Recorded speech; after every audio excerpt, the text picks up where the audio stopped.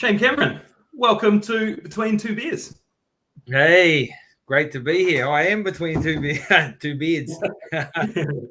Between two beds. Big cook up this morning. Boned up lamb I saw on the Instagram. Is that cooking away still? Oh yeah, it's interesting because I've just trained with a mate and I talked to him. I showed them the photo. I go, man, look, this is what I just got on the cooker this morning.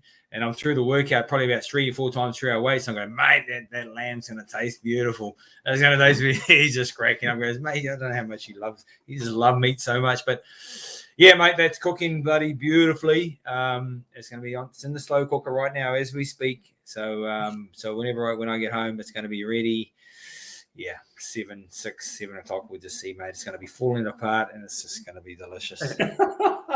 For anyone that doesn't follow Shane on Insta, he is a fire follow. And I don't know if I'm allowed to say that because I'm a 36-year-old father of 3, but it's a great follow on Instagram. You get a real insight into his life. And there's some real good stuff. We were just watching the clips of you, the highlights from your career, the Monty Barrett, right. Yeah. Over and over and over again. Some really good stuff on there. Actually, we're looking for some insight because Shay's in charge of our Instagram and he's really shit the bed. I'm not great at it, so I'll be getting some tips from you. Do you do all the stuff yourself, or do you get a little bit of help with it as well? I do all the organic stuff, which is pretty much all of it. So I just video. You mean like the boxing tips and all that sort of stuff? Yeah. Yeah, I mean basically everything. Like I am genuinely shit at it, and Stephen hammers me all the time. But right. Yeah.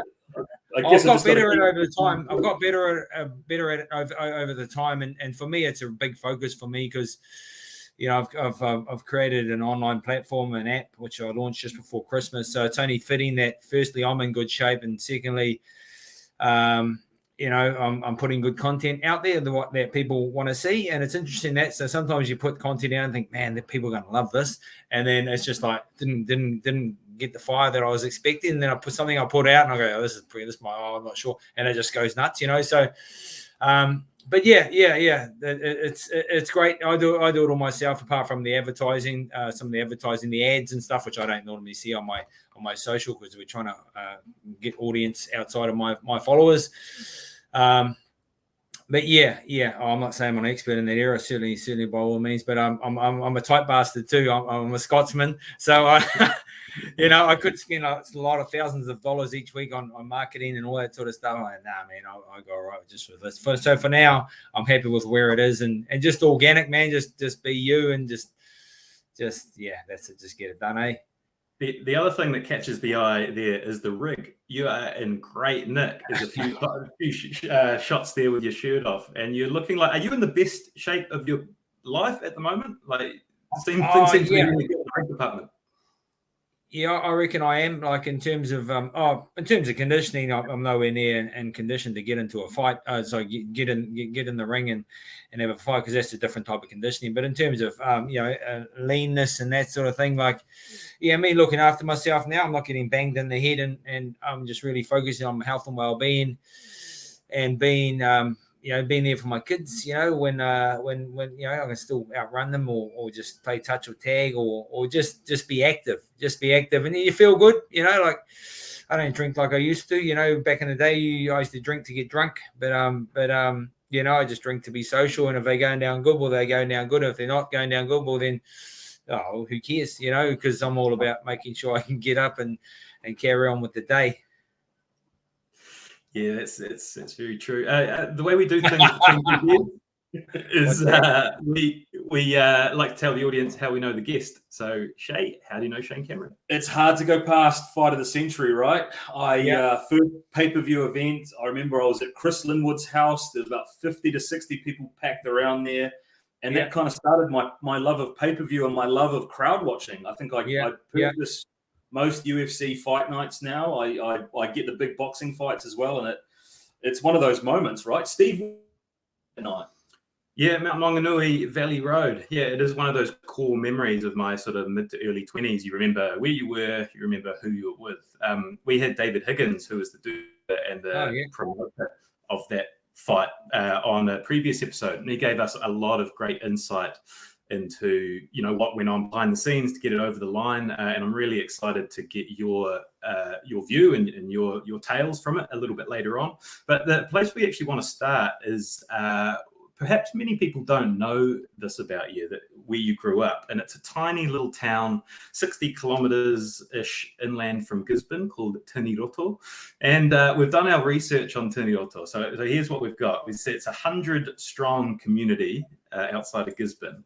The school roll peaked at 38 in 1998, and the roll as of November 2021 was 14. Now, there must have been some absolute characters in a place like that. I think I saw it had one school and one pub. Now, we know a few fucking loose roosters from Gizzy, and that's downtown Gizzy. But do you still keep in touch with many of the characters from Tiniroto? Yeah, definitely, mate. Great pronunciation, by the way. Tiniroto is a great place. Is where I was brought up, and there's like you highlighted, there's a pub and a school, but there's no pub no more. There's just a school, and the school is sort of dwindling a bit. It's a bit unfortunate. I was just down there on the weekend actually, so spent some good time. Well, normally we go to the pub and have a couple of beers, but the pub is not there no more. But a great place to be brought up. They breed tough people down there, They breed tough people, and just from farming, because I used to be a shepherd. My goals and aspirations from growing up from a young age. Going to primary school. I went to primary school and intermediate at Tiniroto, and then I went off to high school for not very long time. But so my goals was to be a farmer, be a shepherd, and and what that is having dogs and horses, so you can round up the sheep, So, going to Tiniroto school through a young age, like the schooling wasn't really for me, it wasn't, life's all about confidence, I didn't know I was dyslexic. I couldn't really read or write that well. And so if you think about things like that, you're not confident, when you're not confident, you don't feel like being there, or, as you get a bit older, sometimes you got to earn your confidence in certain areas so you can grow and become better and smarter in those areas. But when you're young, you don't want to do it because you just feel dumb, or you feel, you're just dumb. You just go, oh man, I can't read that, or can't read this anyway. But, so I'm sort of, so I went to high school in Gisborne for the first term. And then I persuaded my mum and dad to put me on correspondence, homeschooling. And by that time, when I went to Tiniroto school, I already had like sort of one sheepdog, and I had one horse. And then I put my mum and dad allowed me to go on correspondence. That brought me back home. But I didn't stay home. I went up and worked during the week on a farm, a guy by the name of Mike Sheriff. I worked for him. He had a 1,000-acre farm, and I just loved it. I thought, man, I'm in heaven. I wasn't doing schoolwork, firstly, and secondly, I was doing what I loved. And then all of a sudden, it just works out. Mum's doing my schoolwork. My mum's doing my schoolwork, doing my correspondence. And I'd come back, and I'd stay away for like 3-4 weeks at a time, and just stay up there with Mike and his family. And I was just pretty much running his farm, at 13 years of age. And he taught me a lot. But, I'd go home in the weekends, or some weekends. Like I said, it'll be a period of time, a few weeks before I go home. And the mum would go, oh, look, Shane, I got an A in maths. And she's like, oh, my God. So, that's good, Mum. That's good. What's for dinner? And then, so Mum did my schoolwork. So, and she's like, don't tell people that. I go, no, I don't care. Back in the day, I was embarrassed about that when I was younger, but I just, who cares, man? Like the things that I've done in creator is not because I can read fast or write or spelling and that sort of stuff. It's about life's all about knowing what you want to do. Where you're heading, what your goals are. And if you're just smart in between, or really good at reading and writing, or with maths and all that stuff, well, then that's a bonus, I suppose. But for me, my success was certainly not because of schooling. But and then I carried on with shepherding, sort of farming. I left school officially at 15, and I worked on a sheep and cattle station about 10 minutes up the road. And then I worked in. I don't know how much you want me to talk, or do you want me to just carry on talking, or what? I'm fascinated, Shane, just to jump in about that process of leaving school at 13. Like friends and stuff, I kind of understand you might have walked to school and picked mates up along the way. But did they continue school, and did you maintain those relationships with guys that were like your own age, or did you have to cut those away to follow that farming lifestyle? Yeah. Well, to be honest, when I went to Gisborne, I didn't have any friends because I was a country boy, and I didn't go to school with any of my school friends from Tiniroto. I don't know any. Yeah, so there was. Yeah, there's none. I had a mate, Sean Petty, went to town, and he went to Boys High. So Boys High is the place to go where you want to play rugby and stuff. And well, I went to Lytton High, and I didn't have any friends. I didn't have any friends, so I went to school by myself. Went home by myself. And then when I'm at school, so if you can imagine, like I don't know mates. So if you can imagine, going by the school by yourself. I used to ride the bike from Kaiti all the way to Lytton High, which was it's about maybe 40 minutes on the bike, push bike, 40 minutes, and just get there on the thing. I do my schooling. I didn't know anyone, didn't really have any friends, and it was weird. So you can imagine that. Couldn't read or write. I was dyslexic. Just going into class, I didn't know where classes was. And I was like, I hate this. So I did the first term, like I said, managed to persuade my mum and dad to put me on correspondence, and I'm a bit of a loner anyway, so it was just like, man, I'm back to the hills. That's what I want to be. I want to back to the hills, because one thing I do know is how to work, and one thing I do know is whatever I choose to do, I want to be the best at it.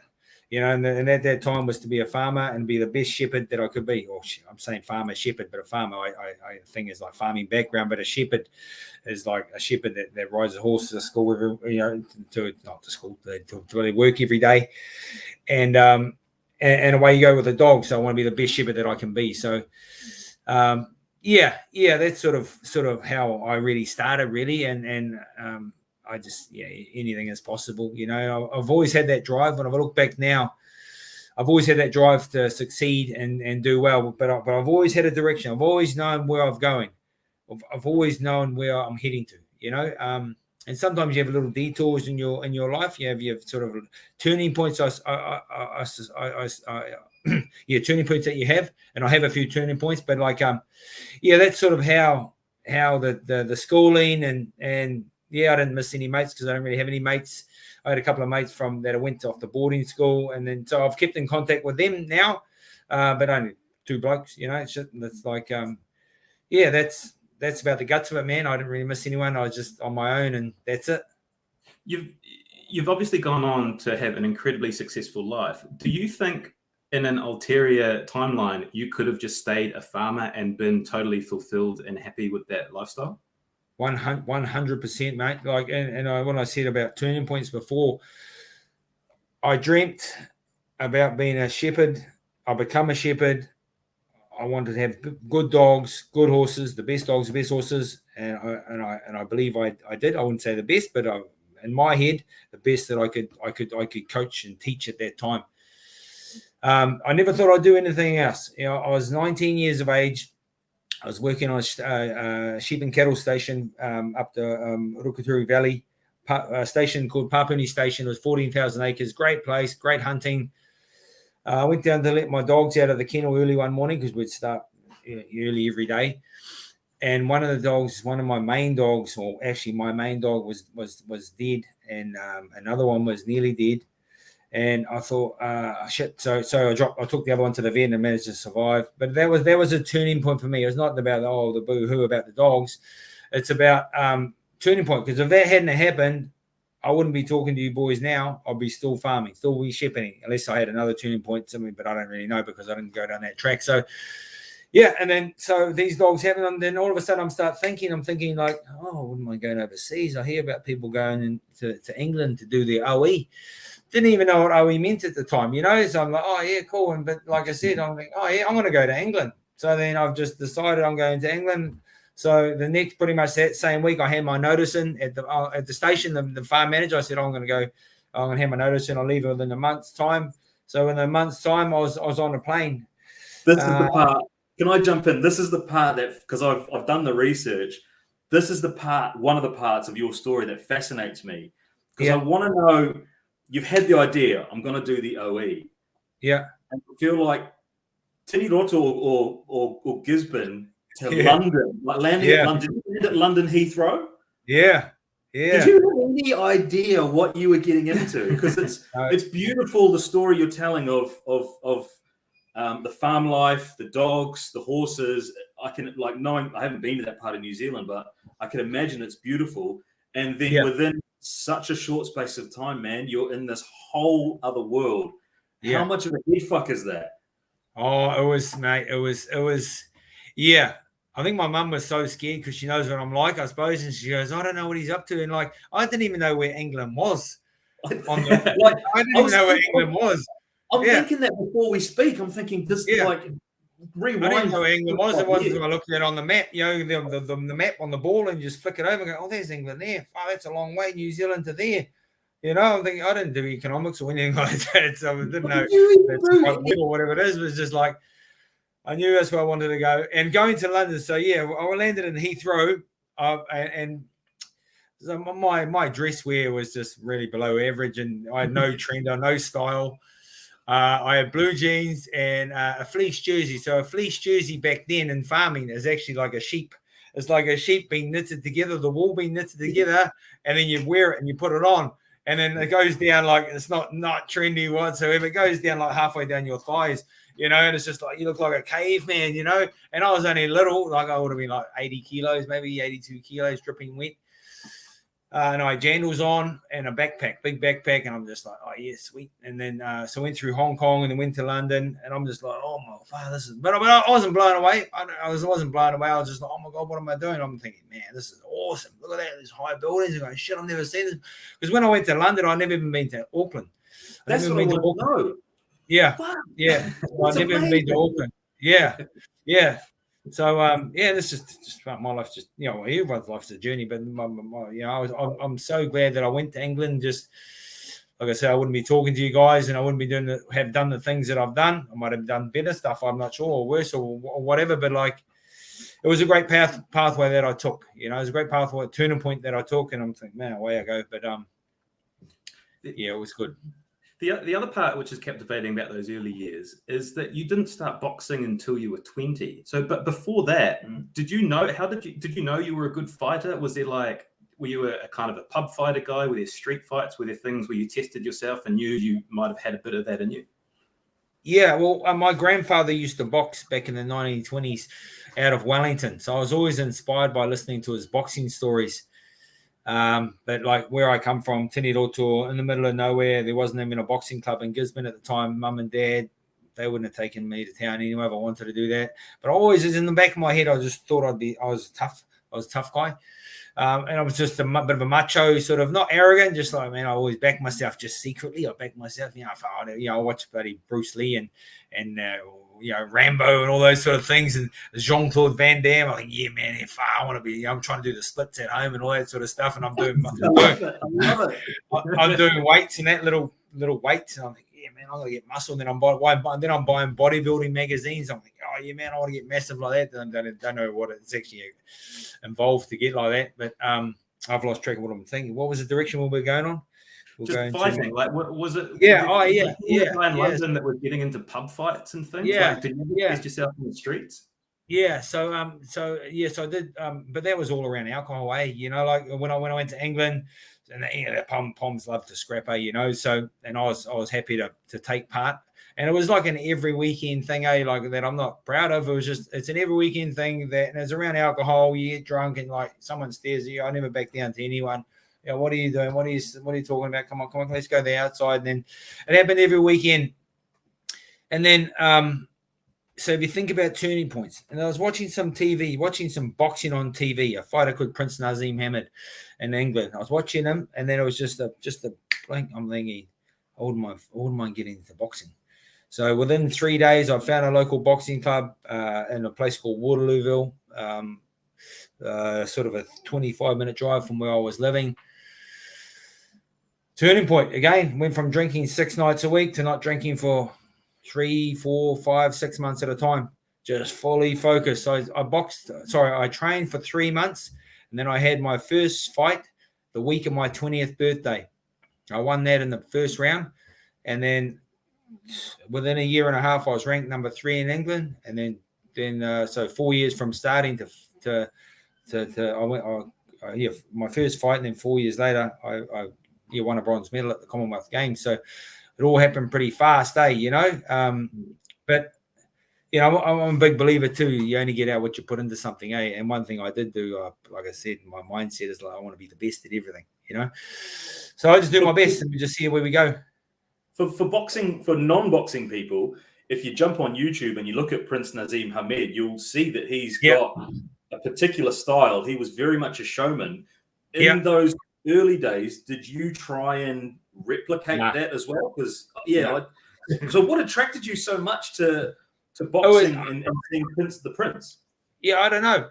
Then all I remember is just watching him fighting, and I was just going, it wasn't his style or his showmanship or anything that attracted me. It was just like, I need to give boxing a go.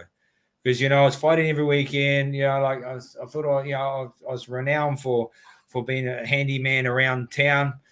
But I'll give boxing a go. So as soon as I started boxing, I never had a fight outside the ring ever since, and it just changed my whole way of thinking. So I didn't want to be the style of Prince Nazim Hamed. I'm not his style, and and then I jumped into boxing, and man, the rest is history. It's like. Because the UK is kind of it's the home of boxing, right? You look now, Joseph Parker, David Nika have gone over there. They're involved in Tyson Fury's camp. I think I know you were invited to David Hayes' camp, who was a world champion at the time. But one of the interesting things I want to pick out is your time with Mike Tyson. I and Mike being invited to spar with him in Phoenix, Arizona. Can you run the people that aren't familiar with that story about what that was like? That was an amazing experience. A great experience is like, sometimes you need a good little booster, and I'm always confident anyway, just quietly, but then have an opportunity to spar with Mike Tyson. We flew over to Phoenix, Arizona, and we were there for nearly 3 weeks sparring with Mike, and it was amazing. And for me, getting in against Mike Tyson, and I watched so many of his fights, so it was interesting. So which worked so well because if you talk about video analysis, the way you do video analysis is really I've watched. I didn't even know what video analysis meant, but it was like watching many times how Mike would fight in his style and stuff, and it actually helped me when I was sparring him because I knew his rhythm, his style. I knew how he was throwing his punches. But one thing. The first round was just like, man, this is I wouldn't say the hardest, but I suppose it would be the hardest / most ferocious, most high intense first round I've ever done. It was the backstory to that you got called into this camp and you'd never actually spoken to him, and you kind of were fighting him without even really having any dialogue. It was just like you were there. You're in the ring with Mike Tyson, and you're like, shit, is this actually happening? And it's interesting that. So we go back a little bit. So we were in the gym. I was invited there by Jeff Fennick, his coach at the time, through other contexts that we had. But it was like, so we're sitting in the gym when it was a dark, dingy gym. I'm thinking, fuck, I'm going to spar Mike Tyson. But I didn't really dwell on it. I'm just going through my thing. I don't think about too many things. I'm just going, man. All I thought about in my head, I go, I need to do well here. I want to show him what Kiwi boys can do. I just want to think, because and at the time I was undefeated at 11-0 with 10 knockouts. So I was only a pup really as a pro. Then it's a dark, dingy gym. And then all I hear was, get the fuck out of my gym, you motherfuckers. Get the fuck out of my gym. Fucking punk ass fuckers, motherfuckers. Get the fuck out. And it was saying it to the media. Because I was like, I'm just putting my shoes on, bro. I'm just putting my shoes on. I thought we were sparring, because wherever we went, there was cameras. There was cameras everywhere. Cameras fucking everywhere, like movie, not movie, like news and all that sort of stuff. So get the fuck out of my gym, you punk ass motherfucker. All the way out. They run out of the gym. I'm thinking, fuck, should we run out? Or anything? Like always had sparring, but the sparring happened, and then so then Mike went into the changing room. Didn't even come over and say hello and nothing. Then he goes into his changing room, and the coach comes out. He goes, "Oh, Shane, you're sparring him first. Mike's in a bad mood today." I'm thinking, "Oh shit, yeah." But no, it was good, man. Like, I love a challenge. Life's all about challenges. I love a challenge, and I was thinking, yeah, man, I'll show you what I got. He had the reputation as the baddest man on the planet, right? Yes. And your first interaction, obviously, is quite a volatile, combative one. But then when you start physically sparring, does he have that ring presence about him that matches up to that description of being the baddest man on the planet? Yeah. Just how he holds himself, and so I'm sparring him first. I get through he's already in the ring. I get in the ring. Oh, don't matter who. Yeah. So then I put my mouth, ding, ding, ding. I put my mouth guard in and I turn around and he's right there. He's run across the ring and he's just into me. Oh, just ferocious as I'm like, oh shit, oh. And I'm trying to throw shots back. And I remember thinking, holy shit, it's like I bloody stole his lunch money or something like that. He's trying to take it off me, but it was just brutal, full on. And you've still not said hello. You've still not said hello to him, right? Or had any verbal interaction? No handshake, no touch gloves, no acknowledgement. He just gloves, nothing. Nothing. Just ding, ding, ding. I'm thinking, oh shit, this is Mike Tyson. Boom, and he's going. I'm thinking, far out. And then so we go around and ding, ding, ding into that first round. I'm thinking, oh, I'm just getting my breath back, and I'm pretty fit too. I'm thinking, oh yeah. And then I start getting my groove. I was going to say my groove on, but the second round it was a bit better. And then I started landing some good shots, and he was landing some big shots. And then we did the third round, and then because we were meant to do 4 rounds, and then he was going to spar with some other couple of guys that he had there. And then so that was it. We did 3 rounds, and they called the sparring, and then so we sparred for a few days. And then we talk about Mike, the baddest man on the planet, but he's got a high pitched voice. He's got a high pitched voice. And we were sparring one day, and he's just going hard out. And he's like, boom, boom, and he digs me in the groin area. I go, hey, Mike, what's the low shots? He goes, sorry, Shane. Sorry, Shane. I'm like, oh, and at the time, I'm thinking, oh my god, that's the high pitched low. I'm far out, like the baddest man on the planet. But it was bloody crack up. It was a crack up. There's some great footage. We found it on Facebook of an interview. Your trainer's name escapes me right now, and he's a prominent boxing guy. Danny Codling. That's it. And he's got an exclusive one-on-one with Tyson. Yes. Tyson saying really, really great things about you. So he must have been impressed with your ability in the ring. Yeah, well, I'll tell you this. So then Matt sparring there. I'm going to fast forward a little bit, but we'll come back to it if you want. But maybe 10 years later, I was maybe 8 years later, I don't know. I was in Las Vegas with a mate. We're doing some business over there, and we're at the bar having some drinks, and we're standing there. I was still fighting them, and I just had my world title fight against Danny Green, and I was there having a few drinks in a bar, and there was this big African American guy, and he's like, we started talking to him, and he goes, man, you look like a bit of an athlete. What do you do? I said, I do a bit of boxing. He goes, boxing, my boy's Mike Tyson. I'm thinking, oh yeah, I'm sure he is, talking away. I go, oh, Mike. I said, I sparred Mike back in Phoenix, Arizona, like 2005.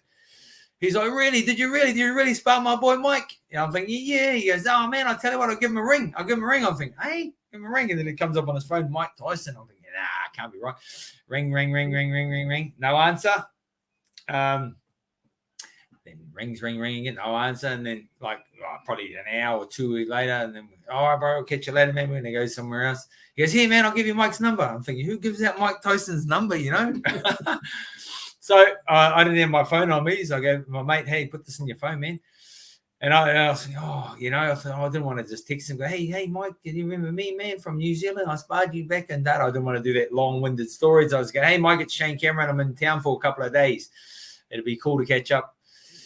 So and that was it. And then the next morning, my mate rings me up in his room. He's in my room. I'm in each other's room, in our own room. Sorry. And he rings me. He goes, hey Shane, you wouldn't believe who just rung me. I said, who's that? He goes, Mike Tyson. He goes, fucking Mike Tyson rung my phone. He goes, that's so exciting. It's more exciting than my kid's being born. That's right. He goes, fucking Mike Tyson ring my phone. You got to ring him, man. He said to ring me. He said to ring you. Sorry, you to ring him. Yeah, fuck, this is my dyslexia, right? Some words go back and forth. But anyway, so I go up to the room and so he goes, you got to ring Mike. So I ring Mike, and I hope he answers. First thing he says is, how you doing, Shane? You all right, man? I'm thinking, I'm doing all right, Mike. I'm doing all right, man. How you doing? I go, I'm all right, man. I'm doing my shit. That was when he was doing a lot of shows around Las Vegas. He goes, I'm good, man. I'm just doing my shows and shit. And then he goes straight into, what the fuck happened with that Danny Green fight, man? You should have knocked that motherfucker out. You go, you're too strong for that motherfucker. You should too strong for him, man. Yeah, you should have knocked that motherfucker out. That's how he's talking. I'm going, oh, yeah, oh, fuck on. And I'm just like buzzing. Mike Tyson remembers me and he answers my phone. Yeah, it was really humbling, you know. Obviously, like what the reason why highlighted that because you pointed like he sparred so many people in his lifetime of boxing, and he remembers this kid from New Zealand, from Tiniroto. So it was it was pretty cool. Such amazing. I mean, you've had an incredible life and career, but having like Mike Tyson stories, like great Mike Tyson stories, it's like a movie. Right? Yeah. It's like The Hangover came to life, but he remembered who you were. It's amazing. There's one more that I'd love for you to tell, and I think it was when you went to return some gloves to him, and maybe you got a little bit more than you bargained for. Yeah, he's a gifted man.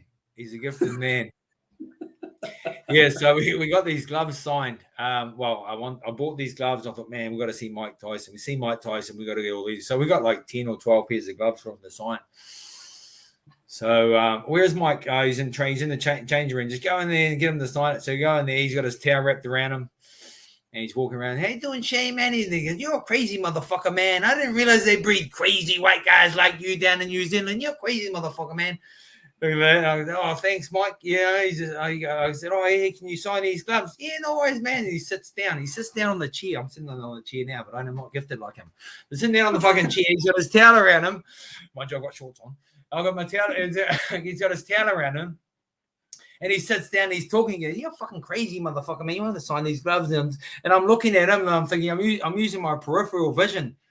And I'm going, what the fuck's that hanging down the chair? And this fucking old fella's going along the chair and hanging down the chair, and he's going, you fucking crazy motherfucker. And I'm looking at him going, oh, fucking hell. And I look, and I'm going, nah, it can't be. I'm looking back at him talking, and then I have another little glimpse. I'm going, oh, fucking hell. Yeah, anyways. Oh, yeah, the man's gifted. Yeah, he's gifted. He's gifted. The legend grows. Just staying on Tyson, just for a few little bits and pieces. He came out of retirement at 53. Like, did you pay attention to those fights? Do you think, like, what do you think about that?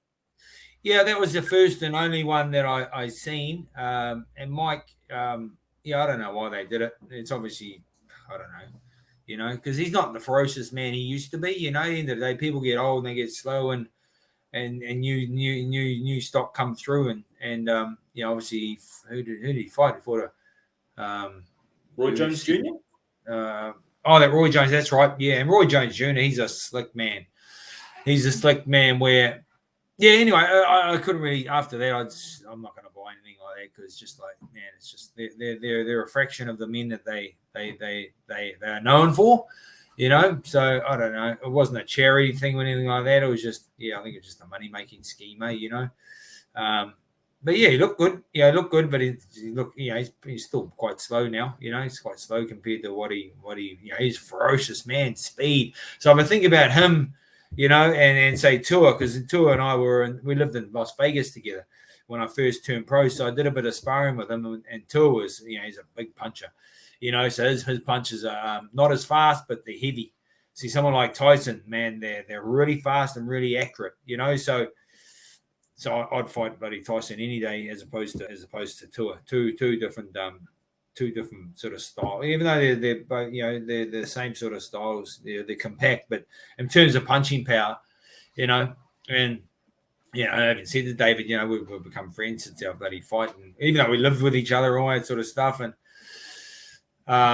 Even he said, "Oh, what's it like sparring Mike?" I said, "Oh man, he doesn't punch like you.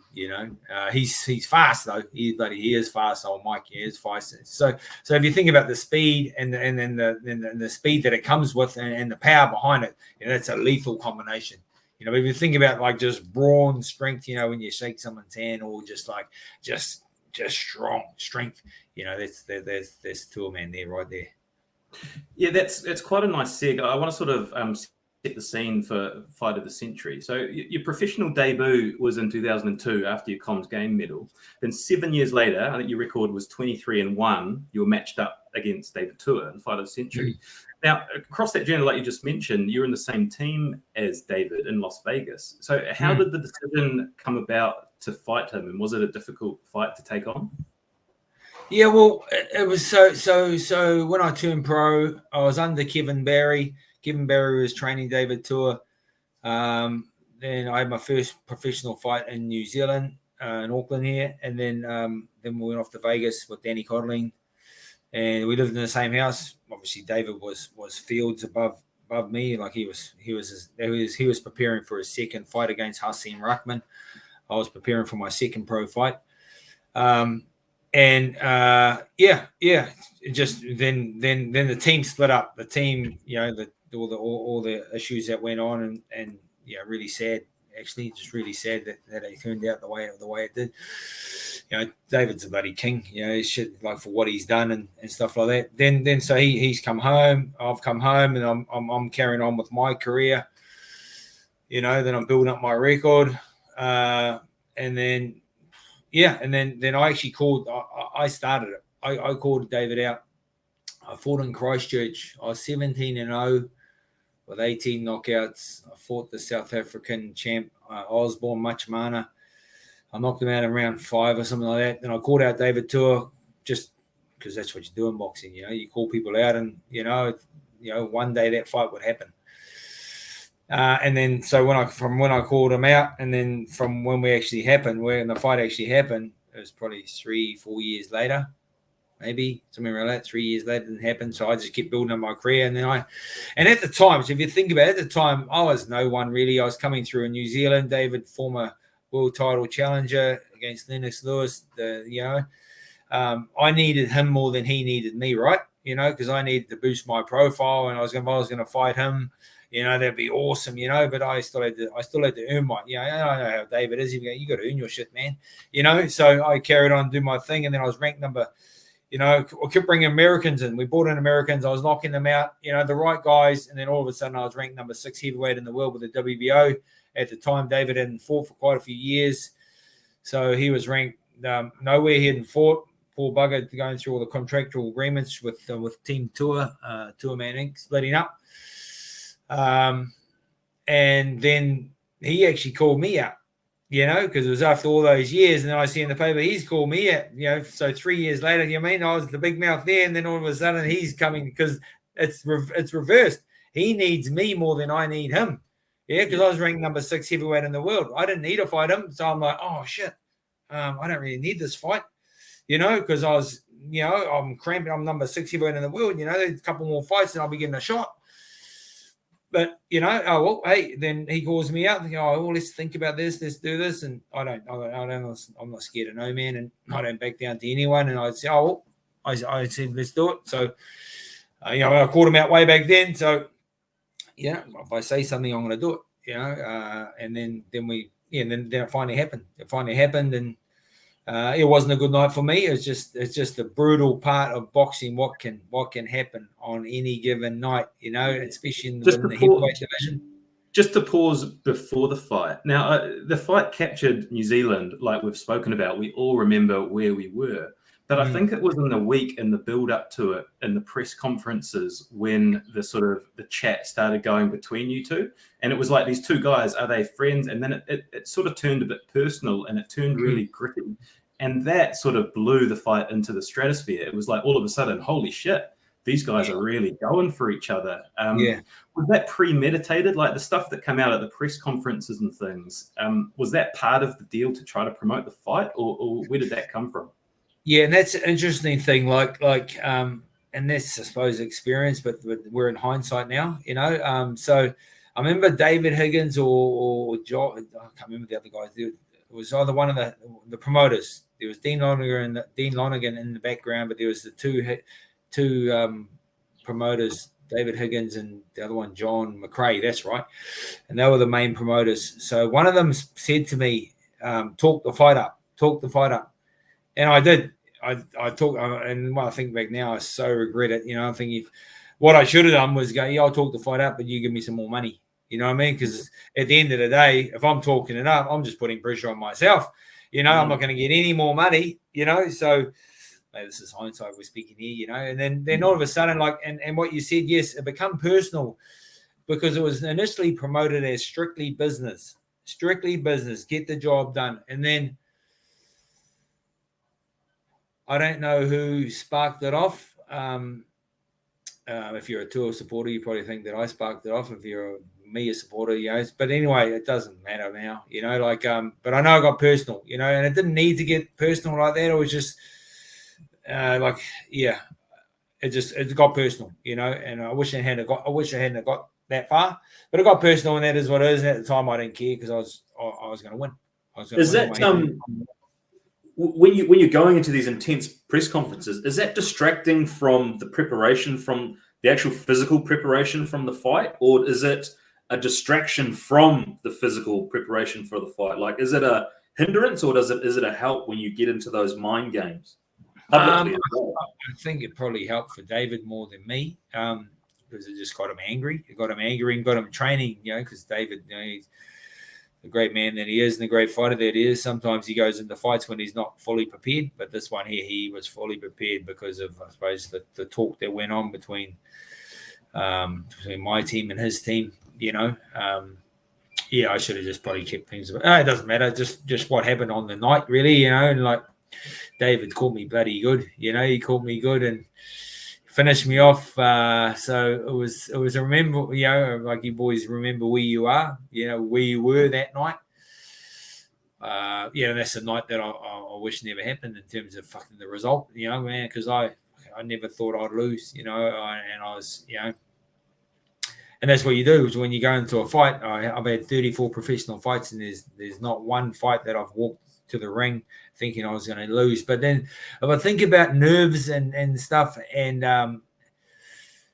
because you always get nervous, but I used to get nervous before fights, and I think, man, I hate getting nervous because you feel yuck, and then the fights happen, and you're amongst it, and then you get the victory. And so nerves is very important that I've worked in hindsight. It's so important to be nervous because then you're sharp. Because when you're nervous, you're sharp because you respect your opponent, right? And think, okay, I need to be sharp. Oh, yeah, what's going on? But with David, I didn't respect him because it become trashy. We're trash talking each other and da-da-da. And then all of a sudden, I didn't like him. And I don't respect you, man. I don't respect what you've done, da-da-da. And that's the worst thing I ever done.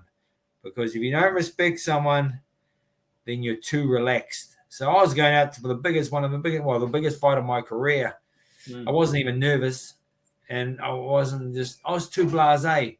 I was so blasé, just thinking, oh, yeah. But at the time, I thought I felt good. But it was a feeling that I've never had before. It was a feeling I was like, I was in the ring, walking around. I'm thinking, yeah, man. I wasn't really thinking. I don't really know what I was thinking. I was just thinking I was relaxed. I think, oh, cool, man. I feel relaxed. But I wasn't sharp. So I didn't respect David. I didn't respect his power. I should have been onto it. I should have been alert. But I wasn't. Bloody half asleep. So, it just all just blurry and happened. And then Dave called me. And then that's it, So, yeah. And Shane, it's such an unforgiving sport, right? Like it's not like a rugby or something where you can have a performance and then the following week turn it around. Like, you've got to kind of sit with it until your next fight, which takes a long time a long time in terms of pro sport to get back into the ring, right? Yeah. Oh, yeah. And that fight in particular, I still got people that bag me on bloody social, like weekly basis around that fight. It's like I never forget that fight. Just like I was just so gutted that I lost, and I can feel David would be so happy that he bloody won. Because it's such a big fight of the century. And like I want to go to the grave by losing that fight. And yeah, it's sort of it's weird. So some of the other things that I've done, it's sort of it's always known for, that guy lost to David Tua. Remember how you dealt with it in the week after? I imagine like the morning after a fight like that, right? Like you've got the physical damage, but you've also waken up and you're like, shit, man, I've lost that fight. Like, did that send you into a sort of a depressive funk, or did you keep your routines to sort of stay okay in the aftermath? Yeah. My mind was pretty strong then, and in my head, I was just thinking, fuck, he just caught me. I was just thinking, shit, I don't know. I just didn't get a chance to get going. So in my head, I go, I'm better than that guy that got beaten that night. I'll show you what I can do. Because when I started boxing, my goal was to fight for a world title. So then after that fight, I'm back on the horse. I'm back training. And then so even after, because there's so much trash talking and so much, and it was the next, maybe the Monday or the Tuesday, I went live on TV3 or TVNZ, don't know which one it was, just to congratulate David on a great win.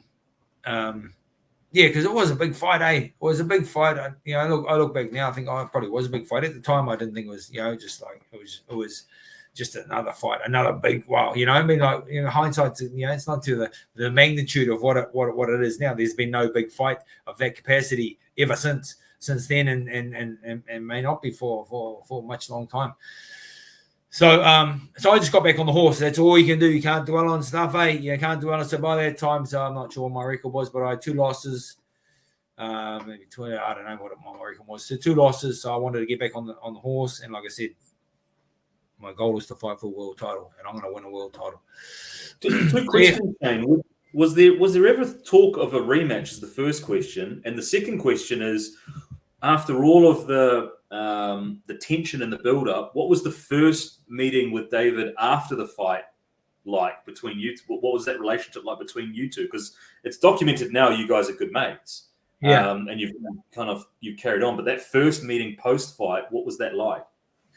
Yeah, well, I don't remember any first meeting. The only thing that I remember is 7 years later, I was at my house in Mount Albert, and I thought, man, I wouldn't mind inviting David around for dinner with his wife Helen.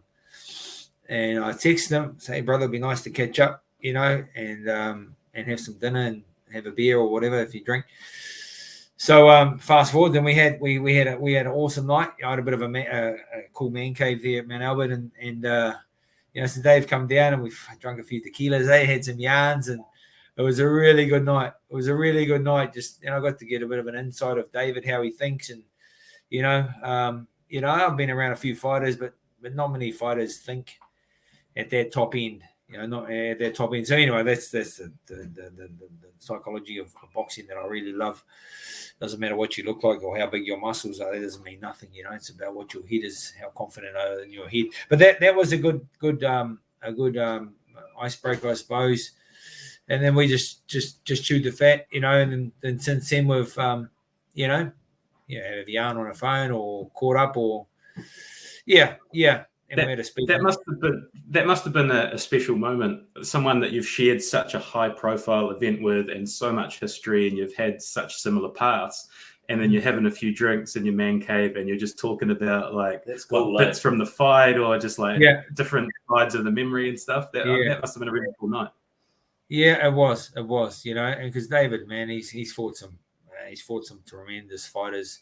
It's just really a shame he wasn't a world champion, but because he beat like four former world champions, just a beast, just a beast. So it was good to get insight for some of his fights, and there was a lot of pressure on him for this fight, because I actually said to him, I go, oh, man, you've had some big fights, Lennox and all that sort of stuff. I said, what's a fight? That was around the time I wanted to understand people's thinking, in terms of what they think about. Well, what are you thinking when you walk into the ring and all that sort of stuff? I said. Then I said to him, what's, you've had some big fights. What's the most, what's a fight that you had that stands out that you're most nervous for? And he goes, when I fought Shane Cameron. I'm thinking, oh, shit. He goes, man, you think about it. When I think about it, I don't know why I said that. I don't even know why I asked that question, not to expect the same to reply that he replied back with. I thought he was going to say like Lennox Lewis, because he's fought some fucking better fighters than me. But he just goes, man, I couldn't lose to Shane Cameron. There's no way I could lose to Shane Cameron. He goes, man, because you think, exactly. Well, he couldn't lose to me and he didn't lose to me. So that put a lot of pressure on him. He put a lot of pressure on him, but that's what gave him a good kick in the guts to get bloody training, get in shape, and do the business, and credit to the man. He done the business, and he'll live happily ever after. The other one I wanted to talk about was the Danny Green fight. You dropped 16 kgs to fight Danny Green. Is that right? Yeah. We dropped a bit of weight, eh? How do you? Was that tough? And over what time period are you dropping 16 kgs? 3 months. 3 months. Yeah, 3 months. But I'm pretty good with, like I say, wherever I'm heading. I don't moan about it. I just do it. But I was just grateful for the opportunity. I'd earned my spot to fight for a world title, not being that at heavyweight as much as I'd like to be at heavyweight, because that's where I'm better than cruiserweight. But it was a dream come true. It was a dream come true, fighting for a world title. Again, in my head, I'm going to go and then win that. Then I'm going to defend it. But I'm going to win it first and da. So it was, it was just like a dream come true. Great opportunity, and it was interesting. Just losing all that weight. It really, because I've never been there before in terms of that high level of fight, and then losing that much weight. I don't make excuses, but it just took its toll. It took its toll after a few rounds anyway. So I can't, because not long before you'd fought Monte Barrett, right, and knocked him out. It wasn't that big a time frame between being at heavyweight and, let's call it like a redemption, because Monte had beaten David Tua, right? People forget that's right. Yeah. People forget that he was a man that stopped Tua, and then you knocked him clean out in the middle of the ring. Yeah. And fast forward, you go on this regime to lose the weight. You must have been on a high as well. I can't. 16 kg is like a lot of. That's a lot in 3 months from that power, as you say, to shifting weight class. Yeah. Well, we didn't talk about the Monte Barrett fight. That was amazing. A great redemption fight, that one there for me, because he had beaten the man David Tua, and David Tua beat me, in great style, and so that was a great redemption for me, because everyone thinking, how can you beat the man that beat the man, so to speak, and there's one of the easiest fights that I've had, just because I had a great camp and with David Hay in the UK. And if I hadn't had that victory, then that Danny Green fight wouldn't have happened, because it's all about profile and earning your rights, to fight for a title. And Danny Green knows what it's like to lose a lot of weight, because he did it against when he fought Anthony Mundine, when he lost a lot of weight, and it affected him. So he's going, I'll fight Shane Cameron. He's got a good profile. He'll make good money, and I'm going to get him to drop all that weight. So he won't be fighting at his peak. Because again, to try and put it into context, you can't imagine a rugby player, which a lot of people will be familiar with, the coach going to him and saying, right, lose 16 kgs in 3 months and then go and play at the Rugby World Cup. It just doesn't happen, and you guys put yourselves through this in terms of it might be 16 kgs, it might be 4 kgs if you need to make weight for a fight, but it's still putting yourself through something like an unusual process to then go and perform at such a high level. It's something, as someone who's never done it, I can't even begin to wrap my head around how you do it and the strength of mind to do that. Yeah. Well, if I can't take all the credit for that. Like, if you think about it, it wasn't 16 kilos at that time, but when I initially wanted to come down from heavyweight to cruiserweight, it was 16 kilos, but I would have been about 102. I'm not sure with my mass, from 102 to 90.7 or 88.5. So 10 kilos anyway. A good 10 kilos of, maybe a little bit more. I got just to change path a little bit. The thing I really, and thank you so much for being really open about these experiences. Like, it's been so entertaining and gripping. Yeah. But the thing that is really impressive is the ability to put yourself in these difficult, challenging positions time and time again. And one I want to focus on is Dancing with the Stars, because it seems to me, from what we've said about the background and the farming and shearing and, sort of country boy stuff, to do something like that, dancing in front of the country, is totally outside your comfort zone, I would imagine. Like, was that a conscious decision to challenge yourself in a different way? Oh yeah, it's interesting that. I my agent rang me up and he said, "Oh, well, there's an opportunity for you to fight to dance on Dancing with the Stars. Would you take it?" And I said, I'll ring you back in the morning. And I don't see that as a thing that I wouldn't do, because it's a challenge for me. I can't dance. I couldn't dance before, couldn't dance after. But like I said, one thing I do know is how to work and how to get myself in best possible shape, condition, whatever it is, for dancing. And I rang the agent back next day. Go, yeah, man, let's do it. So it was that was probably one of the hardest things I've ever done. Because there's people that can't dance that can dance. There's people that can't dance that don't hear the rest of the music that people are hearing. Which camp do you fall in? You're hearing a different song, or you've got some moves but you don't like being out there? No. Even Tiniroto Cortez, she's amazing. She was my dance partner, and she said, "You've just got your own rhythm, yeah, she's got you got your own rhythm." But it worked. It worked for I wouldn't say the rhythm. We just made sure we had lots of lifts within the routine. But man, it's so hard. It's so hard because my first dance was a cha-cha, and cha-cha is I was gonna say fast dance. But it's a song. It's a song choice, and we don't choose our song. It's the directors and that they choose, the producers, whatever. They choose the dance, and they choose the song. So I thought it was a style of dance that speeds it up, but no, it's the song choice, because you got to keep up with the beat of the song and the tempo and all that sort of stuff, But it was challenging, and I put in some hours. I'd go to the gym early in the morning, and I'd train someone.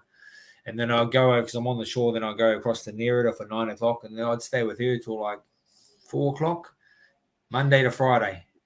Yeah, from 9 till 4, Monday to Friday. Sorry, it's a job. Yeah, it's a full-time job.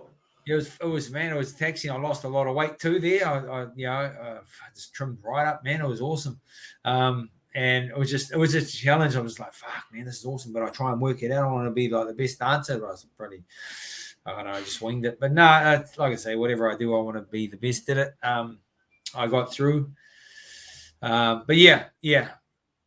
That mentality of whatever you want to do, you want to be the best at. Is that why you were so competitive at Celebrity Treasure Island as well? I'm a big reality TV guy. And, yeah. So am I, by the way. Yeah, so close to winning it. Yeah. So that one there with I probably didn't take it as seriously enough as what Sam and probably Eric Murray did. I just that was a difference. Like Treasure Island, I'd do any day. Dancing, I wouldn't do any day. So that was. You did make a comeback though in dancing, didn't you? They asked you to come back, and you agreed to it. Oh yeah. Yeah. What are you doing? I've got the shoes. I'm back. Yeah, no, I wouldn't do that again. No. Next minute, I'm making a freaking a cameo. Yeah, I did. I come back and did it with Clint Randall from where are we? Treasure Island. Yeah, Treasure Island was good. That was. Should I say it was a holiday? Yeah, it was like a holiday, but we had no food. Honestly, that holiday with having no food, man. Yeah. We lost all the food because they're the food challenges. So if you win that challenge, there's 3 challenges each day. So if you win the middle of the day challenge, which is the food challenge, you win that food challenge, and they pull off the cape, and this is what you're going to eat. Pulled off a cape, and we didn't win anything for the first 7 days. So then all we had was coconut. We're getting the coconut out of the trees and rice. Coconut out of the trees and rice. And that's not artificially. That's legit. When you're on that show, they don't okay, cut, and then they bring in the food for you guys to eat or anything like that. It's legit coconut and rice. It's legit. We won one challenge, and we didn't win food. We won armchair. We done a couch. And furniture, and we're and then they're going to think, oh no, that's cool. No, this can't be serious because we're really starving. They'll after they go cut, we're going to go, hey, can we just exchange this for food? They said no. So we're hungry and we're carrying these chairs back to they were good chairs though, because we had no chairs. We're just sitting on wooden slat makeshift beds, and yeah. So they wouldn't bow down. They wouldn't bow down. So I just made rice to be. Yeah, I just enjoyed my rice. I'm still eating rice. So. Tell us about business, Shane, because this is kind of the most recent adventure. What are you doing in the business world at the moment? Yes, so I've had the gym for the boxing, a fitness gym. It's not a boxing gym, a fitness gym for 10 years, Shane Cameron Fitness. And then about 5 years ago, I set up a Counterpunch boxing brand called Counterpunch. So I've had that for a period of time. There's a few things that stemmed from Counterpunch. So Counterpunch have set up Counterpunch Parkinson's for people with Parkinson's. Boxing, they don't want to fight. They're not going to get punched in the head, but it's around their motor skills, using their motor skills for fitness, for boxing.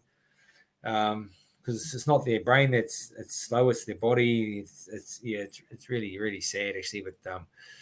But Parkinson's, that's how Counterpunch Parkinson's operates that. And then I have Counterpunch coaching course, accredited coaching course that I designed up again about 5 years ago. So it's an accredited course that I travel around New Zealand and deliver it.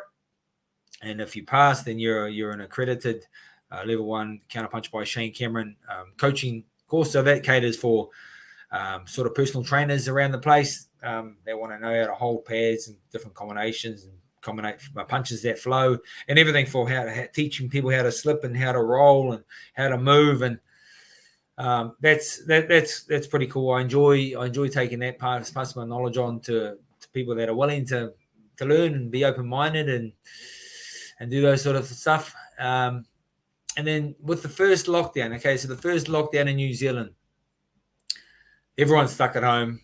We had the gym's closed. Then all of a sudden we're running online classes, Zoom classes, so it was all new for us, And I'm thinking there's got to be something better than this Zoom thing, So I'm start thinking, and I'm thinking I want to try and build an online training platform. Fast forward nearly 2 years, I launched my app just before Christmas. So just before Christmas, I've launched the Counterpunch Fitness Training Program. So I'm really excited about that part of the business, and that's the future for me. That's where I want to be. The gym is the gym at this time. Not saying I want to close the gym down, but my energy is really focusing on Counterpunch, my boxing products. I've got over 100 different products with Counterpunch boxing gear, from your hand wraps to boxing rings. So I really love that space. Anyway, I'm just rattling on, but that's what I've got going on. Well, you definitely own that online space. We opened the episode talking about your Instagram and how fire that content is. If that app can help me get to somewhere near where you are now, you've just signed up another member. So maybe we'll do a 4-week start and finish, and I can update where I'm at. Bro, 100%.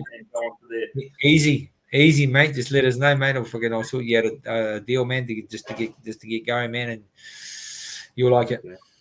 Appreciate it. There it is. I've got to be held accountable now. I've just committed to it on our podcast. That's it. Yeah. I'm in. Yeah, that's good. If you want it bad enough, mate, you'll make it happen. If you don't, well, then you won't make it happen. Simple as that. Shane, do you sometimes reflect, like, we've had an hour, there's so much of your life, right? There's the boxing, there's fighting David Tua, there's Mike Tyson, there's Celebrity Treasure Island, there's Dancing with the Stars. We've even talked about your businesses and your property and everything you've got going on in your gym. Yeah. Do you ever reflect and think about everything you've achieved and where you started from, in Gisborne, and think about like how different your life could have been and how incredibly successful in everything that's come with it? Like, it is amazing. When you sort of, I don't know if a lot of people take time to actually reflect on everything. Sometimes it's the good thing about these long form podcasts is we sort of group it all together, and then you're like, wow, yeah, like life's been pretty good. Yeah. Yeah, see, I think the opposite. I always say I think I'm never content. I'm never content. I don't think I've done anything that great. But then sometimes I'm watching some boxing.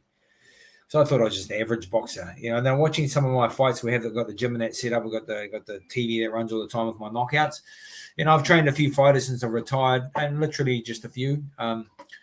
So, and then I think I just watch. Sometimes I just catch I'm watching like what I'm doing, and I'm thinking, fuck, man, I was quite good at doing this. I'm quite good at doing that, and but I don't dwell on it. I just walk off. But yeah, I'm really, yeah. I don't think about it. I don't think about the things that I might have done with boxing or oh look, I've done some great things, but like I'm just really driven. I'm really driven. Even now, like I've parked the boxing, parked the sort of stuff, and then I'm just focusing on business now. Focusing on business, focusing on doing well with business. I'm the same. It's like when I fought for.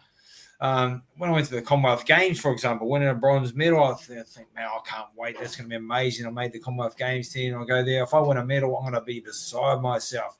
I win a medal, I'm like, this ain't good enough for this. This is the right man for what it is. And then fighting for a world title, and I finally get this shot to fight for a world title. I remember my manager ringing me up because I was thinking my dream is to fight for a world title. If I get that opportunity, that phone call to say, Shane, you're going to get a shot at a world title.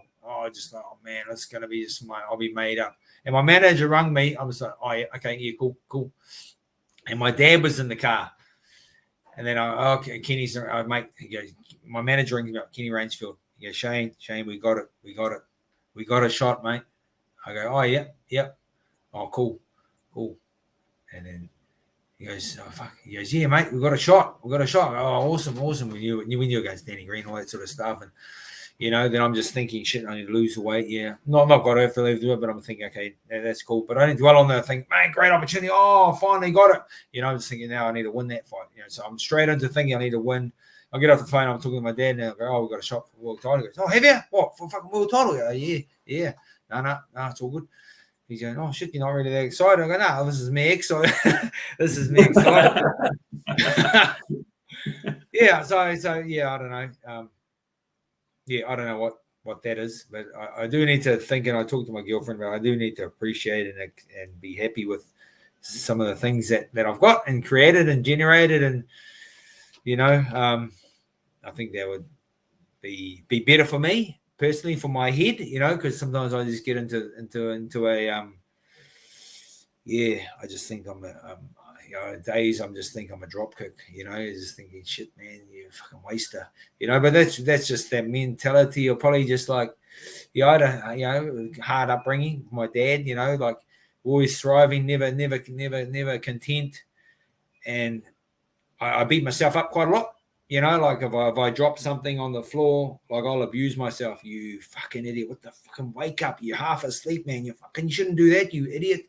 And then in case like my girlfriend, she goes, hey, fucking hell, man, don't she don't swear.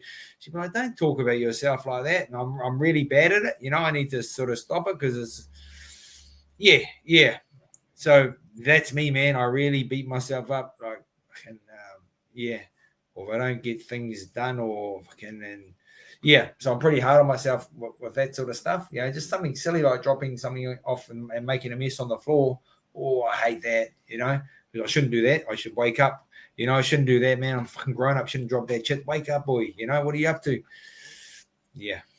For what it's worth, Shane, I think you can hear it. You can hear the frustration. But as someone from the outside looking in, considering your educational foundation for what you've built and the experiences that you've had over your life, they're absolutely, like Stephen's right, they're absolutely incredible. I think you've got every right at some point to sit and allow yourself to go, wow, I've done pretty amazing.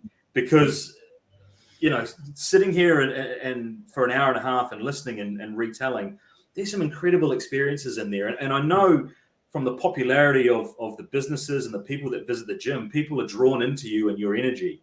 So you must be doing some things right to be a successful businessman in your own right after a successful boxing career. So I think you should be, you are being hard on yourself. So allow us to give you some props and give you some pats on the back, because we definitely look forward to meeting you one day and catching up. And I can only dream of getting that rig at 44 that you're walking now. I've got 5 years, so we'll see how we go. Yeah. No, thank you. I've got to accept that. Sometimes, just have those days, eh? Yeah, for sure. And I don't know how much it means to be praised by two battlers that you've just met, but we love you. We've really loved this episode, and so many great stories and so many great insights. So thank you so much for giving us your time. We really appreciate it. And hopefully we'll catch up in real life one day. Yeah, cool. Thank you very much for your time.